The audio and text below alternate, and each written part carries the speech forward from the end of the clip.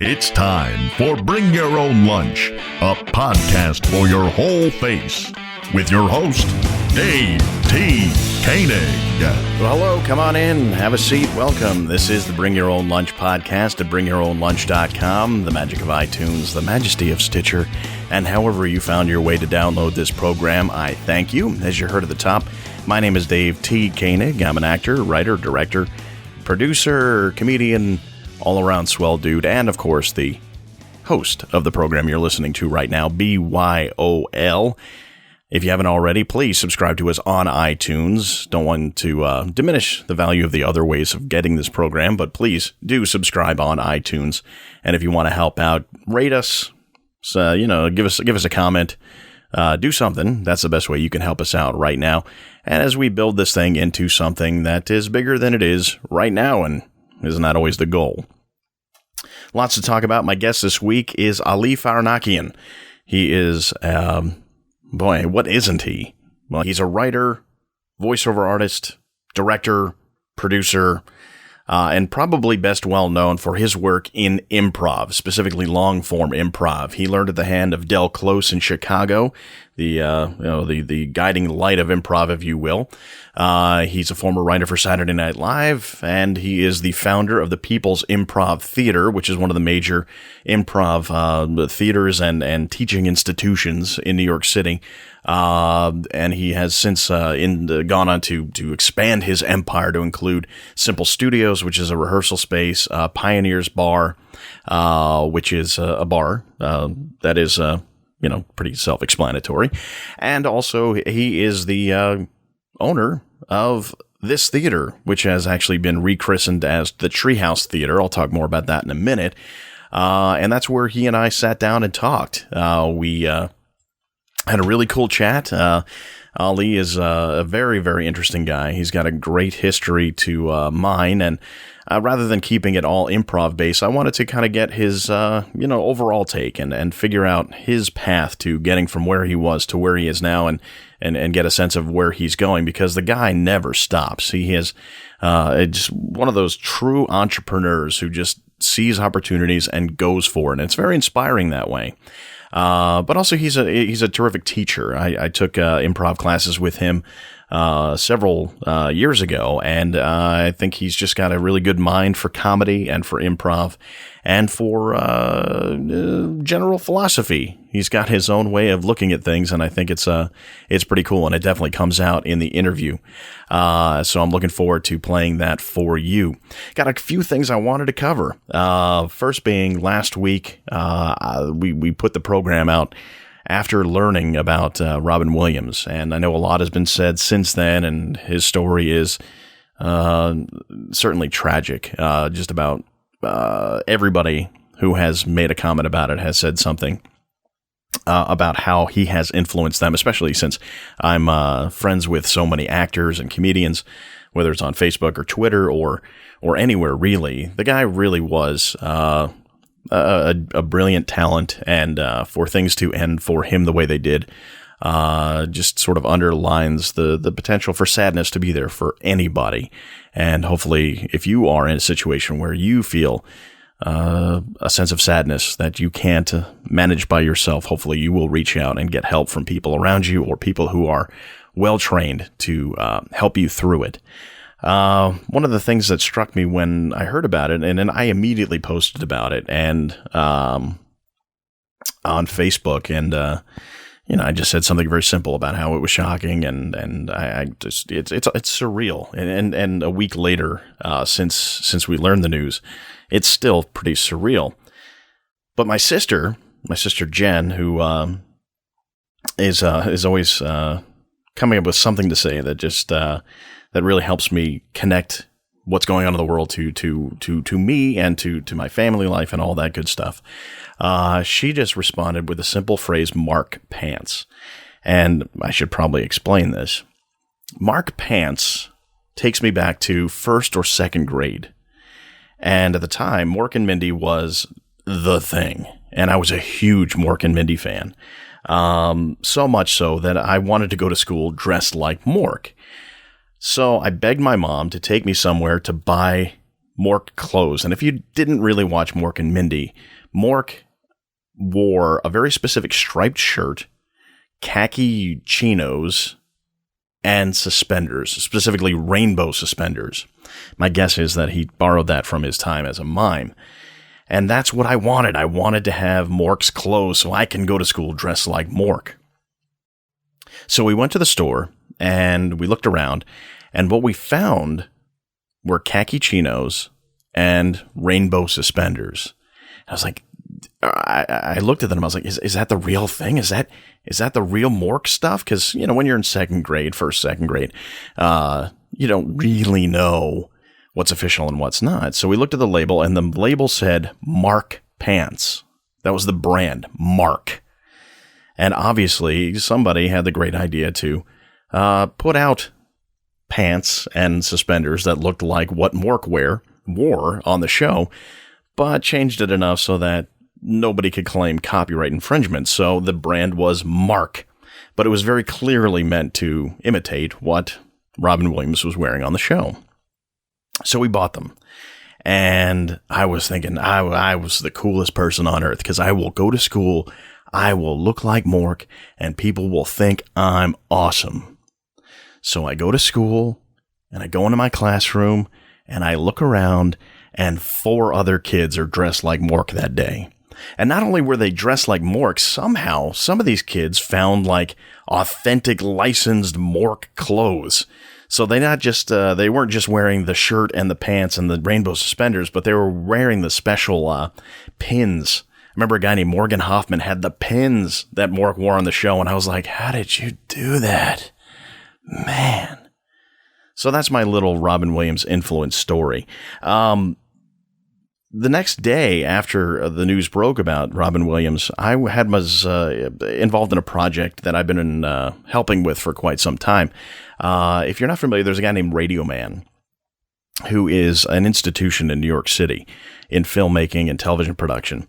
And Radio Man is so much ingrained in the industry that everybody knows him. Everybody from Tom Hanks to Johnny Depp to George Clooney to Meryl Streep to Robin Williams. And in fact, Robin Williams and Radio Man had a very close relationship going back to when they filmed the movie The Fisher King. And Robin actually worked with Radio Man because Radio Man has had the experience of being homeless, and Radio Man has some issues, and Robin drew a lot of inspiration from Radio Man in creating the character he used in The Fisher King. So, and they've kept in touch for all these years. So the next day I was working on this project with Radio Man, something that I've been helping to create. It's a show based on Radio Man's life. And just hearing Radio Man talk about Robin Williams and his personal relationship with the guy really hit home how giving the Robin Williams is and was, and how much of a loss it really was. So I found myself in a very, very unique situation. If you haven't already, there's a documentary out called Radio Man, and you should check it out. And Robin Williams is featured prominently in it, along with a host of other A-list celebrities. And being there with Radio Man just really made it real for me. And I'm sure for a lot of people, Robin Williams will be missed, but certainly more so. That can be said for his own family and the friends he made over the time that he was with us. Totally change gears on you right now. I wanted to mention something about Reddit. If you are not familiar with Reddit, it's reddit.com. It's a website where people post articles and posts about specific categories of life, really. And there is no limit to what Reddit provides. They have their main page where you can see sort of the top stories from all the top categories, but you can drill down and get into whatever subject you want. Like there is a category for podcasting, and I do frequent there, and I've gotten some really good tips on how to do this show and what to do with it. So let's say you want to get into podcasting. You go to reddit.com/r/podcasting, and there will be a list of articles that has been submitted by readers, and it's all submitted by people who frequent the site. If you like the article, you might push the little up arrow next to the link, and that means you're giving it an upvote. If you don't like it, you'll hit the down button, and that'll be the downvote. And within each of those posts, there's discussion, and for each post that someone, or for each comment someone makes on the topic at hand, they keep track of how many upvotes and how many downvotes, and the sum total of upvotes minus downvotes is what's called the karma score for that particular comment or that particular article or that particular link or that particular post.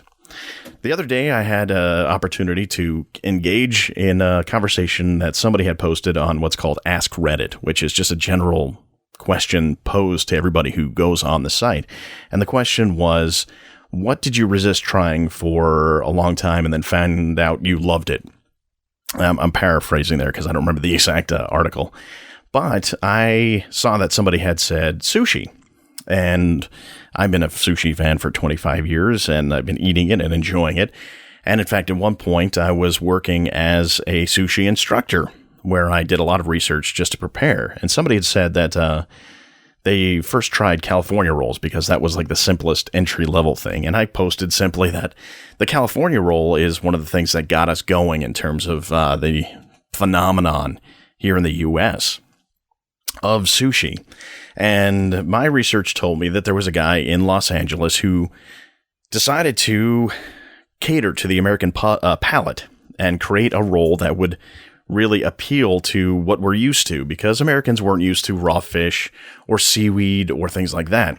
So he took avocado, which was a replacement for fatty tuna, and he combined it with avocado or cooked crab and cucumber. And instead of having the seaweed on the outside, he put the rice on the outside and presented that to everybody. And that became a huge hit. And that was in the early 70s. So I posted that information up there in a very simple way, and it exploded. And for the first time, I think I ever got a large amount of upvotes or a large amount of karma from something I posted. I think I got over 2,000 aggregate positive votes on my comment. And then I found out that there's this big debate on whether or not the guy in Los Angeles was the proper one credited, or if there's a guy in Vancouver who can claim that he created the California roll. But the thing that's always interesting to me is that it's definitely not from Japan, unless you believe a third person who said there's a guy in Okinawa who created the California roll, which just makes sense to me because I've never heard of California, Japan. But at any rate, there is an interesting history to sushi, and you can find out lots about it by going to Reddit. Now, on the flip side of things, you can kind of dig into a different part of your life if you want. And if you listen to the first episode of this podcast, I did mention that I was involved in the pro wrestling industry, and that I've kept up with it by going to various places online, and that's about as much involved as I get. And I happen to go to the pro wrestling subreddit, which they call Squared Circle. And I saw that somebody posted pictures from an event in 2000 called the Brian Pillman Memorial. And Brian Pillman was a pro wrestler who was a former player for the Cincinnati Bengals. Very talented guy, very charismatic, somewhat troubled, and I think he was 35 and he passed away from a heart condition, although he had his problems with drugs and alcohol. And his friends in the business all got together and did a big fundraising event for several years in a row to help out his family. And in 2000, I was actually at that event. So when I saw that somebody had posted pictures from that event, I was like, hey, wow, I'll check out what they did or what they posted and see the pictures. So I scrolled through and I see, big names in wrestling. I'm not going to mention because a large percentage of people who live wouldn't know the names anyway. But I did see one of the big stars standing there in the ring holding a microphone in one of the pictures. And right there in the lower left corner is your friend Dave. Because I was taking pictures ringside also. So I found myself caught in the crossfire. And now I'm going to have to go back and look at the pictures I took from that event and see if I can find a similar angle where I capture the person who took the picture of me at something that happened 14 years ago. So that's Reddit, and that's why I usually go back.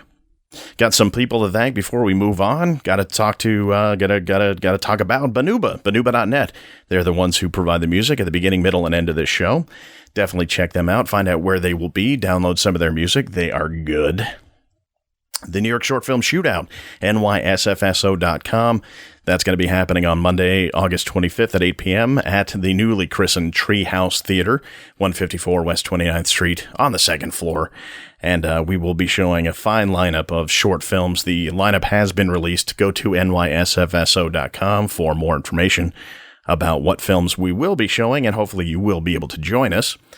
And also, just as I had promised before, Treehouse Theater. That's the former name of this theater, which itself is the former name of the Peoples Improv Theater, and or at least the original location of the Peoples Improv Theater. So you can find out more about Treehouse Theater, and it's becoming a teaching school, or a theater school, I should say, a performance and educational facility. You can go to treehousetheaternyc.com to find out more about it, and that's where my interview with Ali Farahnakian comes from. So let's get into it. Here is my conversation with Ali Farahnakian. We cover a lot of ground. It's very interesting stuff, and hopefully you'll enjoy. You really hear the mechanicals in this room. Yeah, you can. It's the ceiling, it's the air conditioning, it's just the vibrations. It's a two-story building with stuff all around it. Yeah, so you got lots of opportunities to have things vibrate and bounce around and stuff, but that's why we have technology. That's technology. Technology will save us. Enslave us or save us. Technology. You kind of have what is your relationship to technology? Well, I like it. I think it's a tool. I mean, I wish I knew more about it. I wish I could, I see that, you got your iPad, you're doing this whole thing. I'm like, God, I got an iPad. Well, the girls use it more than I do. But yeah. Geez, to record stuff, and then how do you record it and download it on the computer? But I'm sure it's, it's a process. All learnable. But you're an intelligent guy. You're an intellectual. I don't see myself that way. You don't see yourself as I think most people would find you to be an intellectual, but you don't find yourself. No, not an intellectual or an intelligent guy. I'm an average guy. You're an average guy who's led an average life. Yeah, I mean, I would say I'm lucky. I would think so. I would say I'm very lucky. I'm very blessed. You seem content. Yeah, I'm content, but it's very easy to go through a Facebook feed and get real ornery real quick and be like, oh, wait a second, that's my ego. Yeah, but that's what happens. You go through and you're like, how did that guy get that job? And I'm sitting here doing nothing. Well, I mean, I don't know if I'm shooting down that guy. I don't know who that guy is. I know who that guy is. But it's definitely... His name is Bill. Compare and despair. Yeah, you got to be very careful not to compare and despair. That's a good way to put it. This person, I knew them. We came up. But I'm like, wait a minute, I'm somewhere in the middle. That's not bad. That's not bad. I'll take it. Look, I'm very blessed. I'm very lucky. Someone online said that we spent a lot of time comparing our blooper reels to somebody else's highlight reel. And it was very, very meaningful to me because that's what we do, especially as actors and performers and all that stuff. We have so many people we can compare ourselves to, whether or not it's a direct comparison, and we do it. That's what we do. Mm-hmm. And so, but you've actually had so many people around you who have had various levels of success. So you've seen the ups and the downs of a career, probably from your position as well as anybody I know. Mm-hmm. Yeah. Can we start at the beginning? The beginning. Because I don't, you and I have known each other for a bunch of years. Big Bang Theory stuff. Yes, we'll start at moment zero. Wow. Before that, time did not exist, and then the Big Bang, and then Ali is born. That's when you get really, if you talk about intellectual or whatever, mind-blowing, what was before the Big Bang? Was there time? What was there? It makes, when they say that there was literally nothingness. Right. And to a level that none of us can actually comprehend what it means. Right. That drives me nuts. That is what, if you really thought about for a while, could take you to a place. It could. It's like, wait a minute, there was nothing. And then there was this tiny dot. And from that, an explosion occurred that started sending out. Within that, how did all that stuff was in this tiny, BB?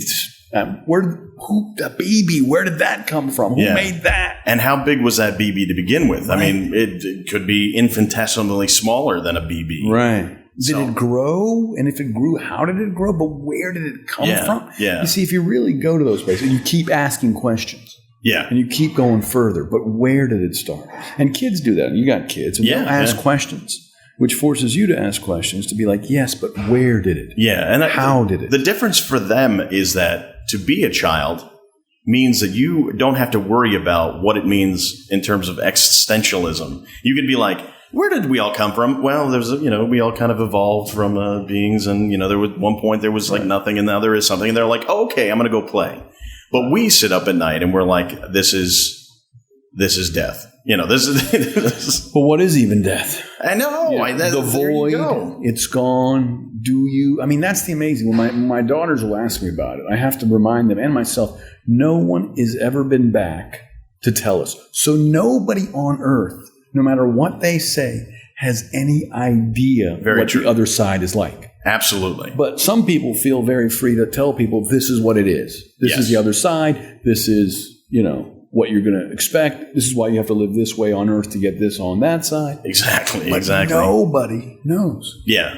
And the less likely the answer somebody might present to you, the more you just kind of know that they have zero idea. It's like it's a what do you call it?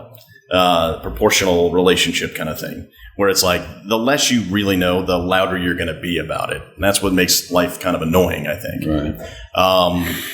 When you say like, you okay? I'm just taking a deep breath. Sometimes when my mind starts wandering. Yes. Or I have a little interruption where I go, yeah, and I'm like, why did I say yeah? It improved nothing. So coming from you, that is an amazing statement, I have to say. What's that? As somebody who teaches improv and the basic tenet of yes and, you just said, sometimes I say yes and I have no idea why. No, but sometimes I don't need to say yeah. Oh, okay. After you're saying somebody said something and you go, yeah.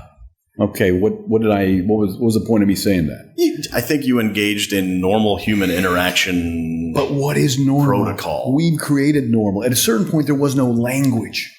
That blows my That's mind even too, more amazing. That everything we're saying, my daughter was asking me about a word, and she's like, what's this word? Someone called me that on the bus or whatever. I said, geez. I think it was like butt sack. And I was like, it's a made-up word. And I think they were probably saying nut sack, and you misconstrued it as butt sack. But I'm not going to get into that because I'm not going to get into nuts, which she just found out about. Oh, how old is she? She's 8. She's 8. But, I try to explain to her every word is made up. And that's a mind-blowing concept. Yeah. That there is no word that we did not make up as humans in order to communicate. Yeah. Yeah. So whatever it is, it's made up. So normal human interaction of I'm letting you know I'm listening by saying, yeah, right, okay, is unnecessary. It is unnecessary, and I don't know why we do half the things we do. It's funny. I had a conversation with somebody previously where, I don't curse on the show. If you curse, I don't care. It's not important to me because I don't have a particular feeling about it, whatever. But I just don't because I choose to hold on to them like silver bullets. It's like, because if I'm going to curse, it's going to have a good, it's going to have some impact to it. But it's funny how they're just words. Right. They just don't mean anything. Well, I mean, they do mean, when and there's quotes throughout time because, again, people who've been around for a long time have had to process this stuff before us. Uh-huh. But, profanity is a weak person's sign of strength. True. I get that. Okay, yeah, I appreciate that. Someone's using that language in order to act like they're bigger than they are. Mm-hmm. And when you overuse it, it's like, okay. You take away all the power from it for sure. Yeah. And it robs the English language of what it is, which is a business language, a language of communication. So all of a sudden this word comes in there and it's robbing us of adverbs and adjectives and nouns, and we're just blah, blah, blah, blah, blah, blah, blah, You got a lot on your mind, man. It's fascinating every time we talk because do you need to deal with that or no? Because you're a very busy guy, and just to give people who don't know who you are context, you are an improv teacher, you're an actor, you're a writer, and I'm sure you're directing something in some way at some point. Hey, not only that, but you're an entrepreneur. You've begun several businesses here in New York. Where does that come from? The entrepreneurial part? Because I think a lot of people understand the acting part and the allure there, but to start things from scratch and take on that responsibility, it kind of has to be in your DNA. So where does that come from? Probably DNA then. All right. I mean, a lot of it's inertia. A lot of it's luck. None of it was by design. It was just one thing led to another. And, again, as they say, necessity is the mother of invention. So it was like these things were needed. Right. We started a theater. That theater needed a space to teach classes. Simple Studios was created. We were losing the theater because there weren't sprinklers. We needed another theater space. 123 East 24th, the new pit, found us. We went there. There was a space available under Simple Studios. Simple Studios needed a place for people to gather after classes. So we built Pioneers. The old pit was available. It was close to Pioneers. We realized that Pioneers had been built. Now maybe we could somehow subsidize another black box theater using Pioneers. And so we built this theater, 154 West 29th. I don't know if we'll end up keeping the name This Theater, but it's a starting name. Well, the address is probably more important than anything else. Because I think a lot of people who I know and performed here and saw shows here, which was the original pit space where we're sitting right now, and now called This Theater, I think everybody still knows where this is. So when you refer to it, it hasn't been so long that people are like, oh, where is that? Right. If you just say it's where the old pit was, so many people know it. So I think the address probably carries as much weight as anything else. Well, it's been a theater space for probably close to 25 years. Yeah, you were telling me that. What was here before it was the pit? There was a theater here called the Curacon Theater that was here for 9-10 years before us. Then it was empty for 2 years. Then we were here for 8 years. And then beyond that, this space was zoned as a synagogue in 1935. So they were doing, shows of some kind. A performance of some kind. Since 1935. And then the various incarnations it's had since then, I'm not sure. You could probably do the research. But so it felt like it has the bones of being a nice 50-seat black box for people to practice. And I don't know. We'll see if it ends up being, our Louisiana Purchase or our Waterloo.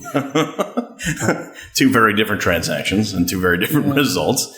But, as somebody who performed here, and I've told you this, this feels like home because this is where I spent a lot of time performing and doing jams and shows and house team shows and all that stuff. So, and there feels, there's an atmosphere here that I think is great. And it's very gratifying to come back into this space. And even just to do this podcast is awesome. When you were growing up, did you have any thought in your mind at all that this was where you might be in this sort of position where you're performing and also responsible for a lot of spaces in the city? No, absolutely not. I played a lot of make-believe growing up in North Carolina. In a small town, you were by yourself a lot, and then you were with other kids, 3 or 4 kids a lot. And we had motorcycles and bows and arrows, and, we played make-believe. And, as far as looking back on the landscape of my life in terms of small business or entrepreneurship, when I found out at like 7 or 8 that you could return bottles for 5 cents each, I spent like a weekend collecting every bottle in my town. Wow. And, I don't know how much I got for it, but I remember a pile of bottles being under a tree and then having my parents drive our car to that tree, get the bottles, go to the store and exchange it for money. So you did have it in you somewhat. Somewhere in there was this idea that, you could sort of plot your own destiny financially on some level. Yeah, but again, there are moments of grace. Like I was 4 years old. We lived in hospital housing, and next to us was a large lot with trees. And there were city workers who were raking the leaves. And I went out there, and this was a time where a 4 or 5-year-old could go outside of the house without his parents knowing or, caring, because that's just the way it was. And I started raking leaves with these guys, and they gave me a set of gloves. And I remember distinctly at the end of the day, a guy reached in his pocket and gave me a couple of bucks for helping them rake leaves. And then all of a sudden I made this connection that if you work, you get paid. And I was just out there raking leaves because it was fun. And I think I liked gloves too, And so that was an early connection. But again, it's these moments of grace where something happens that you have no control over. All of a sudden, you live by this place, you go outside, you start raking leaves, Same thing with the collecting of the bottles. Same thing with, we had a lawnmower that was riding, and I was able to start like a little, lawn service. Things like that. You definitely had it then. How long were you in North Carolina? Well, my folks still live there. We got to North Carolina when I was a 3rd grader. Okay. Probably around summer of 75, 76 maybe. 75, 76. And then, to this day, I still call it home. I mean, I go back there for the holidays and whatnot. Went to Chapel Hill. How was Chapel Hill for you? For me, it was phenomenal. I was young when I got there. But also, I met a group of guys who were all very funny guys at a fraternity I ended up joining in Chapel Hill. And to this day, when I just had my 45th birthday, over 50 of them flew from around the world to come, join in the revelry. And, granted, it's not all about me. It's a chance for them all to see each other. New York City does a lot of the work for you, and it was an excuse for a gathering. But to have over 50 people come from a lot of people would be lucky to have 5. Right, from over 25 years. That's pretty impressive, yeah. Again, like I said, a lot of it's New York City. A lot of it's, getting a chance to see each other, them. If I could be a catalyst, which is really, where I can be of service, being a catalyst. Like these places that I oversee, because I don't own anything. They're all leases. Every one of them that I have is over 100-year-old building. So I know, hey, if the other guys who were here before me aren't here, what about... it's like that sense of when you're a child and you find out about death. Yeah. You're like, well, what happened to them? But where'd they go? Right. Oh, wait a minute. So that's going to happen to me? Right. So that's the same thing with renting spaces. Eventually what happened to them will happen to you. That's true. You can't hold them forever. They're like, it's like a war and taking a hill. And so we had Hill 154, West 29th, for 8 years. And then we lost Hill 154. For 3 years, and then we took back Hill 154. And, we signed a 10-year lease, and hopefully we can keep it for 10 years as a theater. And we'll see where it goes. That's right. For people to practice, do their thing, work on their craft. Yeah. You said you were at Chapel Hill when you were young. Did you finish high school early? Or? Yeah, 85 to 90. Well, I didn't finish high school early. My mom changed my birthday a year so I could start first grade.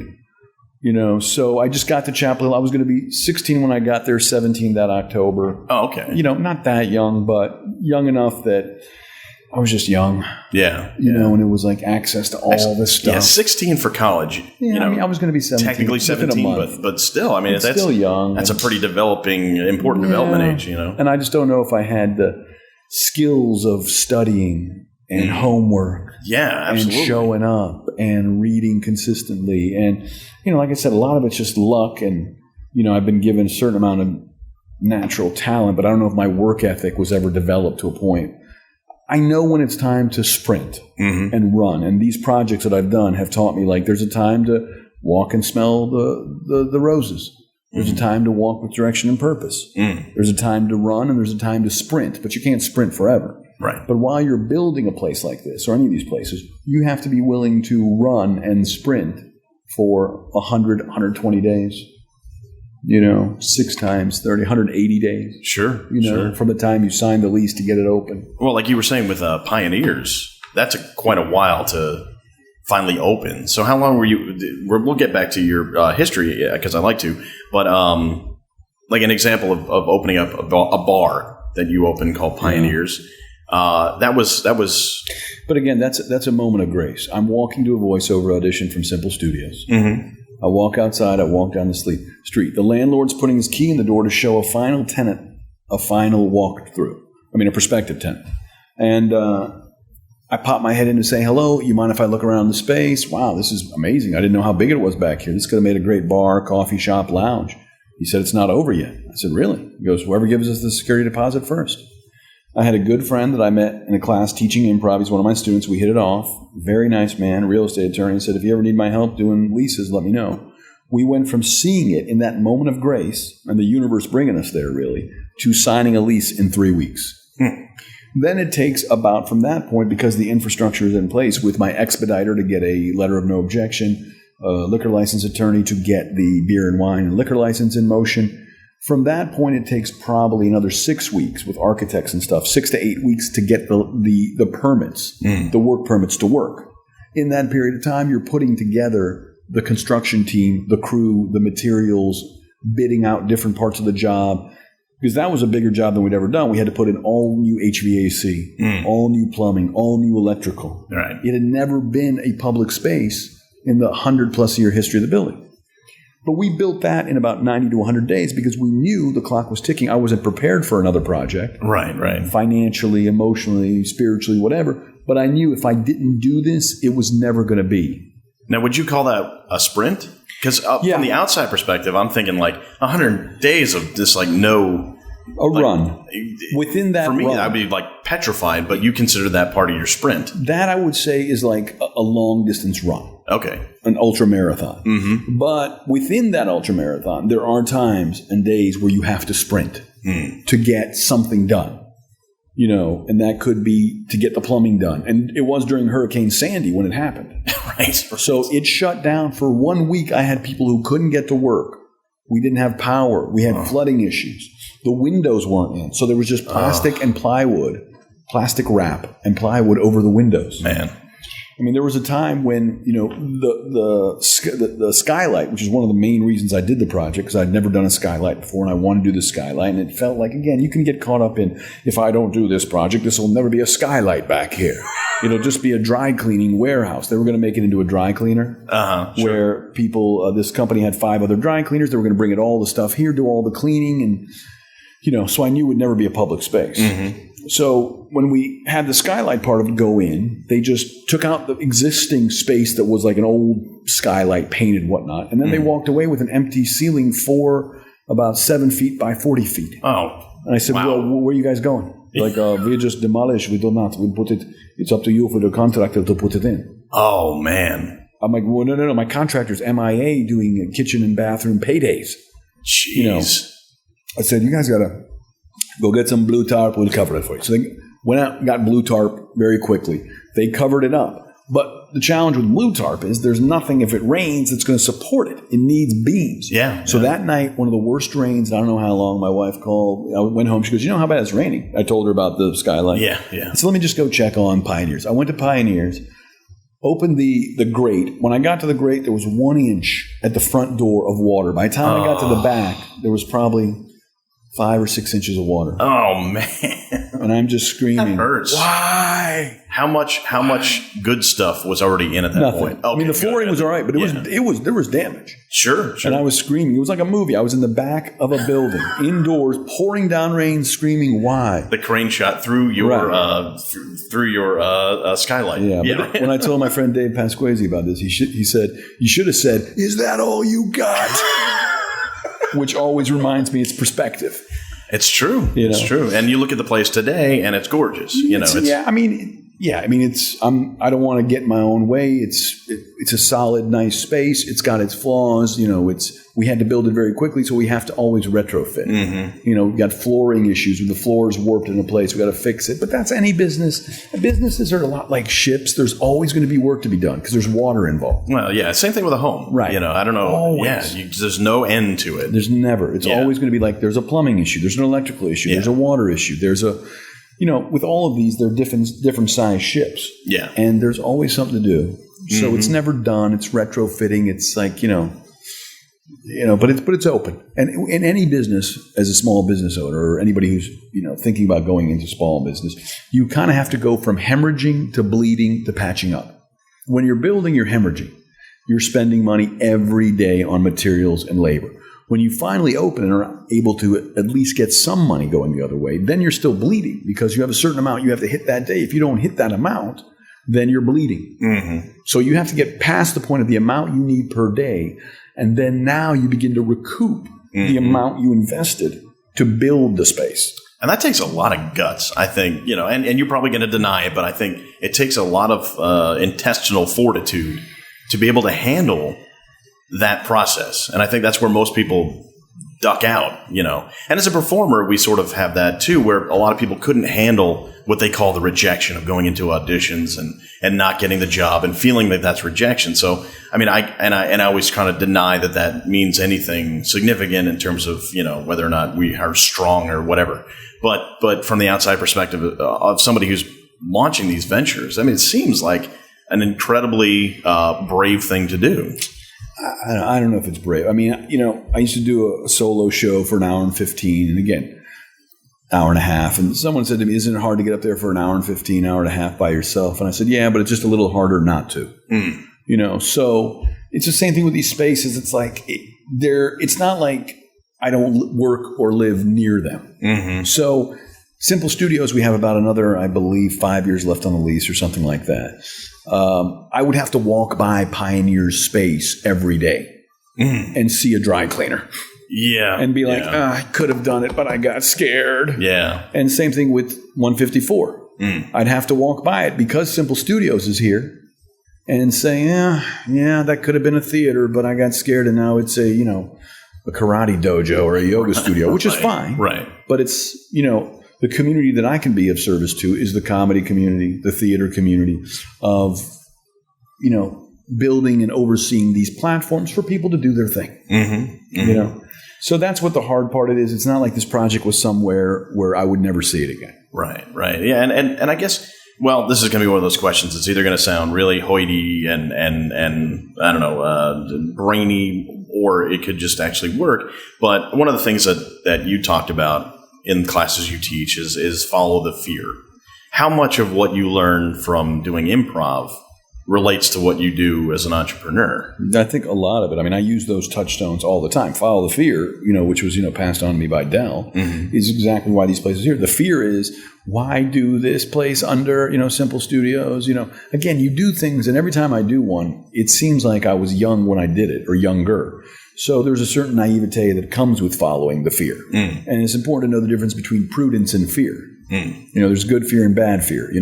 A bad fear is you don't want to go to the zoo because you're afraid the tiger will get out of the cage. That's bad fear. Good fear is you're in a cage with a tiger. Yeah. You should be afraid. But with these projects, you are following the fear. The fear is, the old pit, this 154 space had its day in the sun. A lot of people started out here. They did their shows here. Groups were formed here. And it would have been easy, and we'll see, time will tell, to leave well enough alone. But I just couldn't leave it alone. I knew there were things that I wanted to do that I wasn't able to do the first time. Right. I wanted to do built-in benches in the lobby. I wanted a new hardwood floor in the lobby. I wanted the risers, higher and more substantial with the light booth in the back. I wanted a more substantial backstage, wall area. So there were things in my mind that I wanted to do that I've been thinking about for the past 3 years. On and off, that if the time came, and I knew it was like, it's like what we say as actors, roles you're right for, you cannot escape. Ones you're not right for, you'll never get. That's the same thing with spaces. Spaces you're right for, you cannot escape. Ones you're not right for, you'll never get. So these spaces, in a way, found me, and I just couldn't escape them. Yes, I mean, you have to show up every day, and you can't just slip and fall into a 10-year lease. Right. I think it's hard for a bank to, put their money behind something like that. Yeah. I've never gotten money from a bank. Is that right? No. Oh. I mean, that's not how I do it. I mean, you can't get a loan unless you have a home. Yes, you can get a line of credit. Right. And I do have lines of credit. Okay. But once you exercise those lines of credit, you owe interest on the line of credit. So, again, the story is, again, the bifurcation points that got me here are simple. I mean, again, luck. Luckily that someone invited me back to Second City to do a show. Luckily that I had friends who worked at SNL who thought enough of me to have me audition. Luckily I got a job at SNL at a time, where they weren't really looking to hire any writers. Luckily, SNL needed to cut 3 people because there was, too many writers and they were spending too much on writers. And I was one of the 3 writers that got cut. Luckily I ended up buying a home. Using that money. Luckily, my second daughter was about to be born, and my wife said, I can't live in a walk-up with 2. Luckily, we sold, and it was the top of the market. Oh, wow. Luckily, we tried to buy again, and the co-op board turned us down after the estate accepted the offer in New York City. Luckily, then, I took that money and began using that chunk of change to start Simple Studios, and then the new pit. And then from that, pioneers and then landlords who were understanding enough to give us, creative deal structures and work with us. I mean, they still want to be covered. They still want to get their rent. But, once you're established, it's a little bit easier. Sure.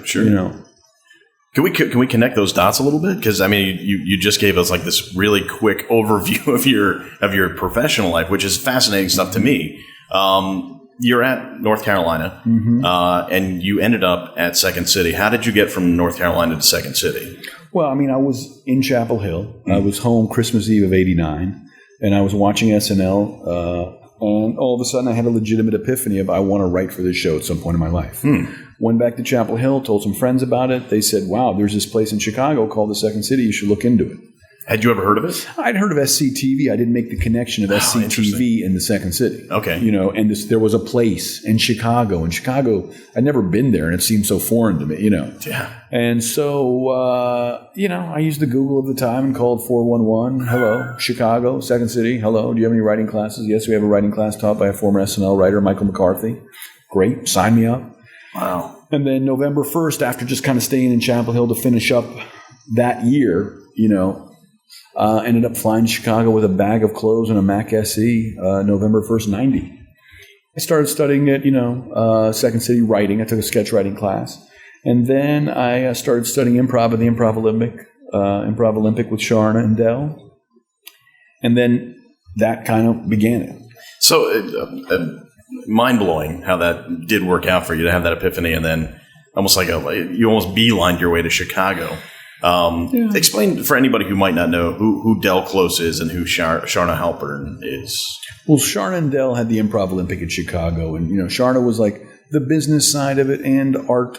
She taught as well and still teaches, an artistic director, I guess. And Del was like the guru, the teacher, the people who came who wanted to study with him. And he was someone who'd been around in improvisation for a long while. Loved improvisation, thought of it as an art. And he's the kind of guy who, when he was in the room, he made you want to be a better improviser. Mm-hmm. He made you want to do, better scenes and be more, real and less jokey. And so, if it weren't for him and her, really, there'd be no Pit.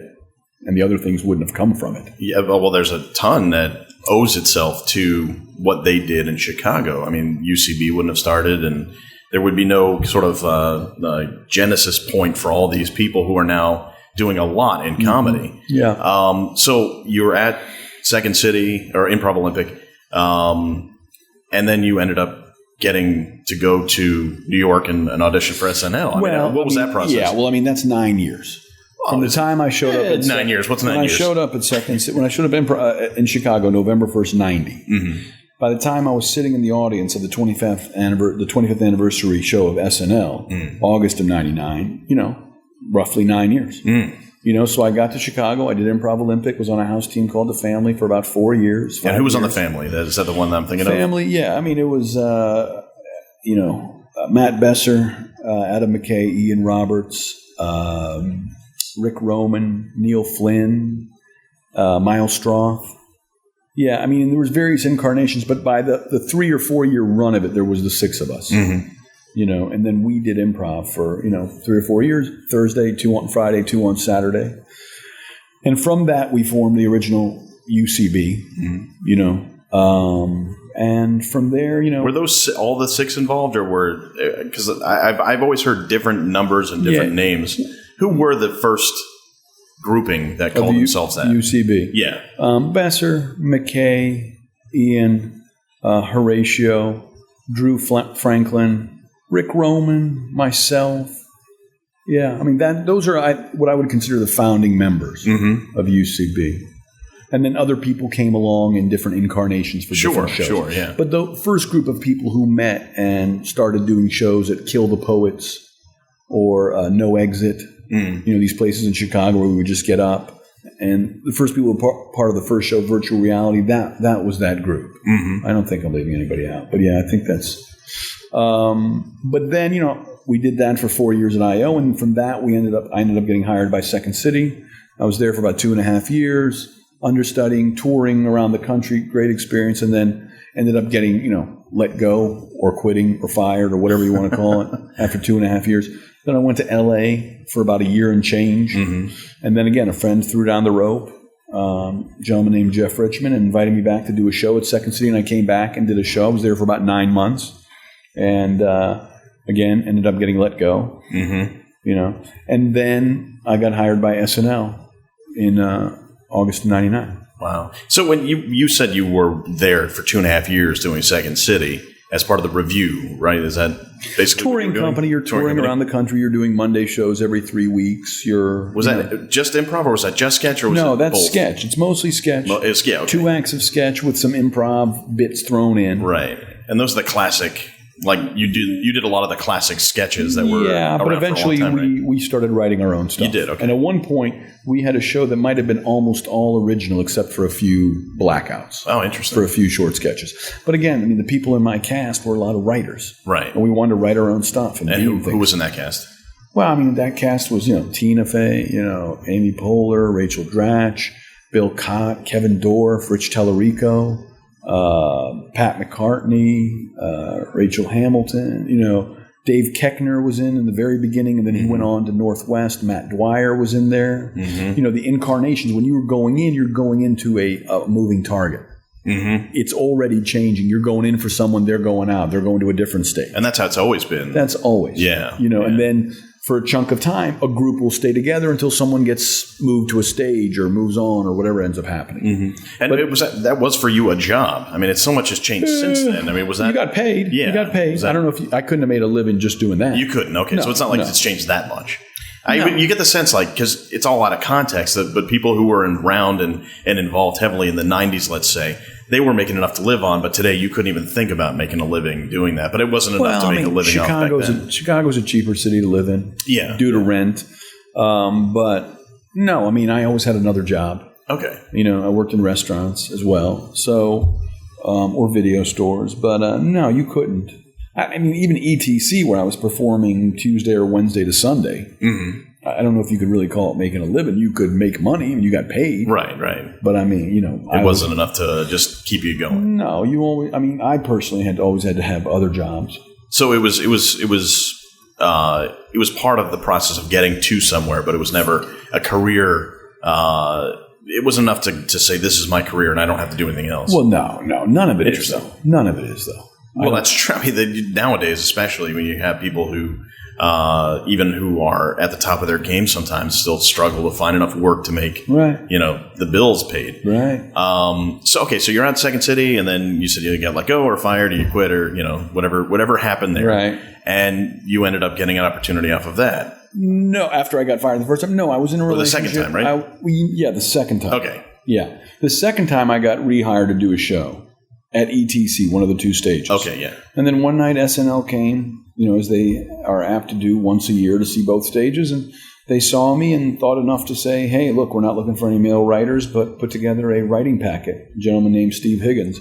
And he said, I'll show it to the writers. What was it about what he saw, do you think?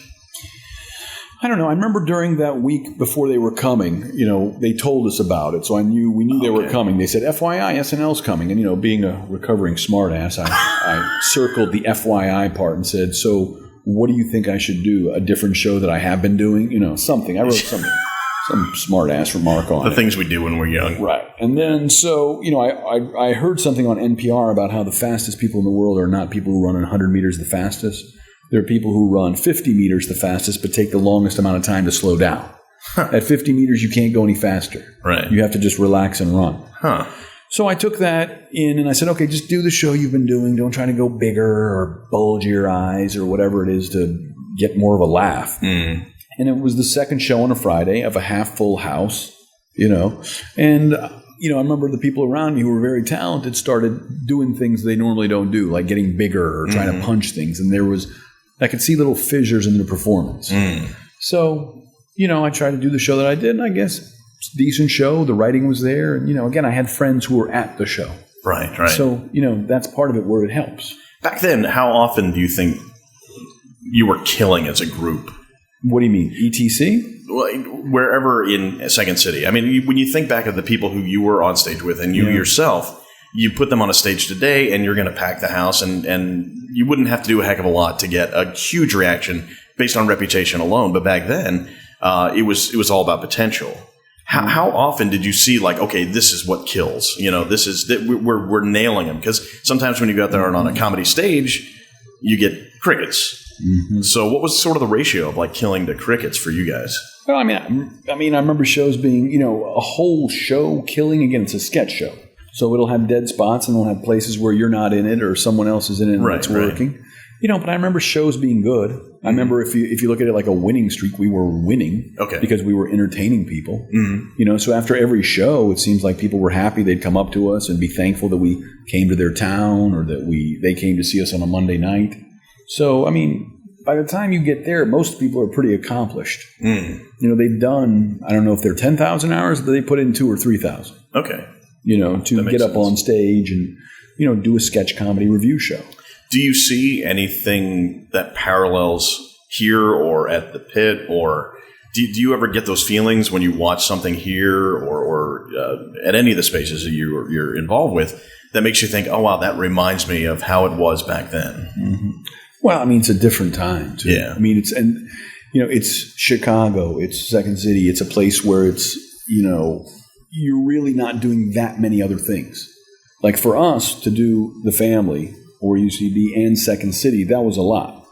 People now are doing 2, 3 4 different things. Right. And it's hard to just, that's your job. Mm-hmm. I mean, I definitely see folks where I'm like, yes, these folks are talented. Mm-hmm. And I can see if they keep working, something's going to happen, depending on their hard work and luck. Right. But it's hard to compare that time to now because of how unique it was in terms of now you look back and you look at the number of people in Chicago in the late 80s to mid 90s, late 90s. It's just like, It was a product of its time. Right. It was just, and again, it's that moment of grace, the alchemy. People just ended up showing up in Chicago at the same time. And there were people who were already there from the late 80s. And they were talented. And people coming in were talented. You were just around a lot of talented people. Did you see people coming back who had already established themselves? I mean, were there people who came in and did spot shows and stuff like that? And how was that helpful? Was that... Yeah, I mean, it was hopefully helpful for them and us. They enjoyed doing it. You saw that it was real, that it was possible. I don't know if maybe just me, but I don't know if people saw the trajectory of like you go from here to here to here to here. I still don't really know how that works. I don't think any of us do. But maybe some people are more savvy and like, oh, if you do this, it goes to here. But really, it's just a matter of, the hard work. Going that extra mile. Yeah. What does that mean? That's I find myself agreeing with it, and not in the way we were talking about before, where I just said, yeah, but I know what you mean. But what does that mean to you? The extra mile, doing the extra work. How do you qualify that or quantify that for somebody? Well, I mean, I get with anything, depending on what your job is, it's rehearsing more, getting up more on stage, finding ways to get up. You may be going the extra mile and being like, I didn't know this was going the extra mile. What, I'm doing 10 shows a week. Right. That's the extra mile. It's like, yeah, you're going the extra mile. So some people naturally go the extra mile. Other folks have to find, what is the extra mile? You write for a half hour a day, write for an hour a day. You get up 3 times a week, get up 6 times a week. That's the extra mile. Got it. Going further than other people are willing to go. Seeing movies about comedy, watching classic comedy, it was harder back then because, I worked in a video store, so I was able to watch a lot of comedy movies. Not everybody had all that access, Yeah. So I had access because of that to just watch a lot of movies. And I think, back then it was a different time. Now you can get it anywhere. Yeah. But back then it was a big deal to rent a movie. Yeah, you had to be careful too. Because if you rented the wrong one, that whole night's shot. Right. And you couldn't go back. It was, It is kind of funny today, to see. I don't want to say it's too easy for people now, but, if you're not doing the research on stuff, if you're not educating yourself, you only have yourself to blame at this point. I mean, you can type in anything into YouTube. Yeah. Be like Muppets, best of Muppets. Yeah. And boom, it's there. Yeah, within seconds. Or you're just looking for a scene. Someone has cut the scene out of this movie. Yeah. Yeah, for years. What's funny, with this SNL is a great example, is that for years, I regretted the fact that I never got to see a sketch called Manhasset, my hometown, or something like that. And it was literally set in the town I grew up in. And they wrote a sketch about it for SNL. And I didn't see SNL that night. But the next morning, my parents went, "Did you watch Saturday Night Live? They talked about Manhasset." And it was like the blood rushed from my face, because back then, if you missed it, you missed it. Right. And it never got rerun. Right. But now I can go find it. Yeah, I mean, I would record after I decided I want to write for the show. I remember recording episodes and then transcribing them. Wow. To see what they looked like on paper. So I guess, again, that's going the extra mile. Yeah. Sure. And I didn't know that was the extra mile. I watched it. I recorded. We happened to be lucky enough to have a VCR. I took that VCR and then I played it back slowly. And I, wrote down what they were saying to see what does this look like on paper. That kind of stuff. It's fascinating but stuff. It is. Yeah. I mean, it's like, this has been around since the beginning of time. Count your blessings. Sure. Go the extra mile. Mm-hmm. Treat yourself like you are rare. Obviously, there's only one of you since the beginning of time. Mm-hmm. That's what a lot of people don't get about, and this is a bigger statement about acting. And the thing that kind of drew me back in after being away from acting for a long time is the idea that, the cookie cutter is fine for certain applications, but you bring yourself to it. You're bringing something completely and utterly unique, and that's valuable. Mm-hmm. And so many people who think about being an actor are like, well, I don't know, I'm just a regular average person, but you're not. You're entirely unique. Well, I mean, you have to do it for the right reasons too. Mm-hmm. Just like I want to be an actor. It's like, well, why though? Mm-hmm. Because at a different place in time, 100 years ago, 200 years ago, people wouldn't be like, I want to be an actor. Right. But what are you talking about? Right. It's like you really had to want to do it. Yes. Yeah. A desire to get up on stage and read these other lines and do, plays and entertain people. Mm-hmm. Whereas now I think a lot of people do, which is fine. I think, in this day and age, you should try everything. And sometimes try stuff just to make sure you don't want to do it. Yes. Because you never want to look back and go, I wish I'd tried that. Try it so you know that I did try it. It wasn't for me. Or I tried it and now I have a better respect for it. That definitely. Yeah. But that's the hard part, is just trying to be yourself. Mm-hmm. Because we've seen so much stuff. Am I saying this the way I would say it? Do I even know who I am? Or am I saying the way someone else says it? Right. We're such a product of everything that influences us. But I think by this stage, and you and I are of similar age, we're in a similar stage of our lives. Mm-hmm. And I think you kind of have to, at this point, either figure it out or just give up, and you're going to find out anyway. Mm-hmm. But it's like, I think if you go through the process of figuring out who you are, it's sort of empowering, much more so than when we thought we knew who we were when we were 23. That's just the way I look at it. Mm-hmm. So let's backtrack a second. You did have the opportunity to go to SNL. You said you auditioned.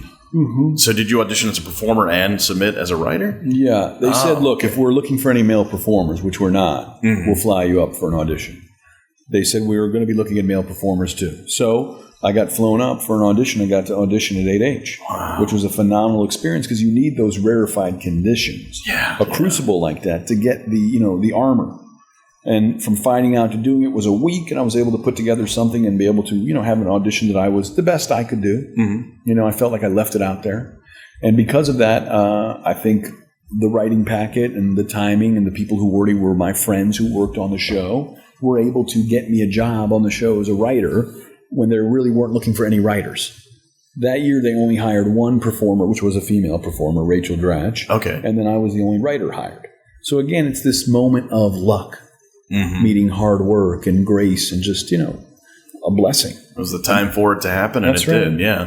Do you remember who else auditioned at the same time? Obviously, Rachel Dratch did, but... Well, I think the only people I knew from Second City, were myself, Rachel, and Stephanie Weir. Oh, okay. That auditioned that year. And she went on not too long after that to Mad TV, right? TV, yeah. Yeah, but I think that was a better fit for her. Mm-hmm. Well, it worked out. Yeah.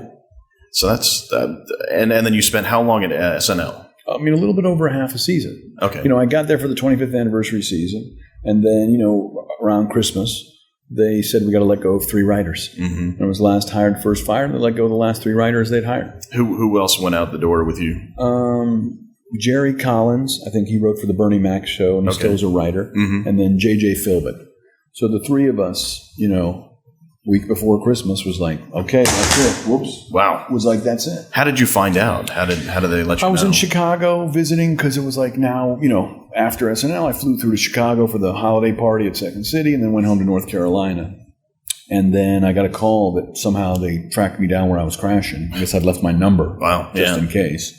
And back when you had to do that, I guess. Yeah, when you had to leave your number. I didn't have a cell phone back then. And I knew once I got that call that so-and-so's trying to reach you, I was like, it's over. They're like, what are you talking about? I was like, no, there's no reason why they'd call me. Yeah. That's... And I'm getting on the phone and being like, okay, is this it? It's like, yeah. It's like, anything I could have done? No, it's just, this is the way it is. You did everything. We're letting go of 3. So it's not just you, it's just.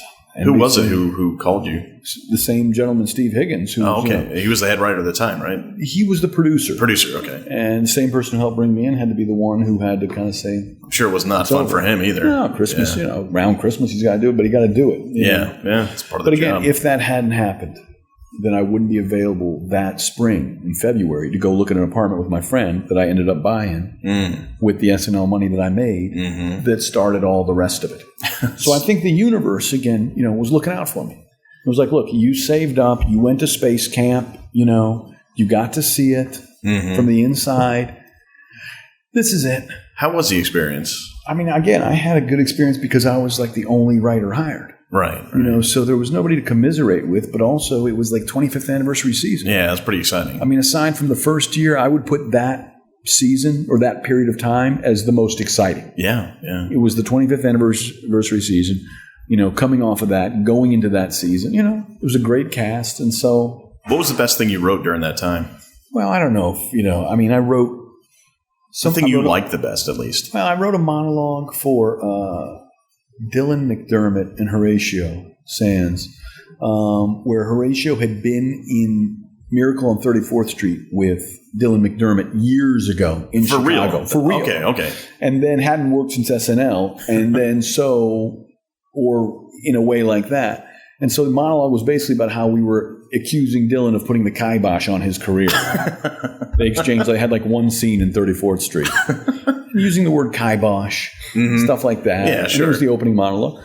It felt fun to be able to work with a friend and connect this thing. And yeah. And again, as a new writer, they tell you if you get one thing on all year, we'll be happy. Sure. So but the monologue's a big deal. Yeah. I mean, there was little lines here and there and ideas and stuff going to dress and, And it worked out. It all worked out. And then since then you have done all these things to teach and to allow opportunities for other people. And that's really admirable. Yeah. I mean, I enjoy it. I mean, I get something out of it too. I enjoy construction.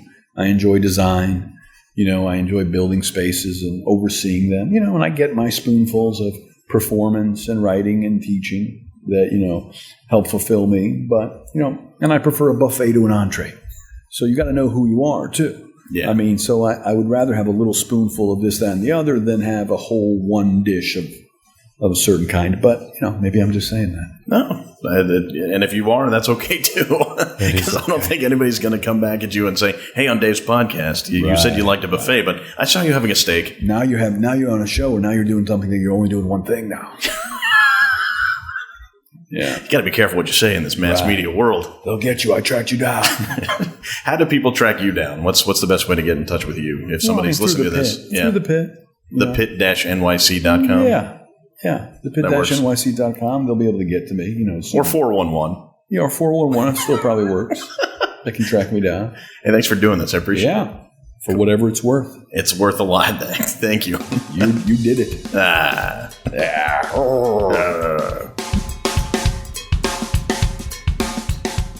The very definition of a mover and a shaker, Ali Farahnakian. If you want to find out more about Ali, well, you can go to his Twitter. He admits that he's not sold on the technology if you read his bio on the page. But his Twitter handle is Ali NYC. That's ALINYC. If you want to find him on Twitter. But really, probably the best way to get in touch with him is through the Peoples Improv Theater. That's thepit-nyc.com, THEPIT-NYC.com. My thanks to Ali for a terrific conversation, and we'll see what happens with him next, because he's probably working on something new. That's probably a guarantee. That does it for another week of Bring Your Own Lunch. Thank you for joining us. You can find us online at bringyourownlunch.com for past, present, and presumably future shows of Bring Your Own Lunch. Don't forget to find us on iTunes and subscribe there. Rate us. Give us a review. That would be awesome. Find us on Twitter at BYOL Podcast, and you can go to facebook.com/bringyourownlunch to like us there. Don't forget to check out banuba.net to find out where the music from this show comes from and find out where that band will be and download some of their music. NYSFSO.com, the New York Short Film Shootout. Again, October, what am I talking about? August 25th, 8 p.m. at Treehouse Theater. And we will be showing some fine films there. Find out more information there. And, of course, go to treehousetheaternyc.com to find out all the information about the theater where the New York Short Film Shootout will be taking place. Stay tuned for the Jimmy Jack Cowpunch Hour, followed by Mansoor and the Fish. Until next week, when I'll have another great guest for Bring Your Own Lunch, this is Dave. I'll see you next Tuesday.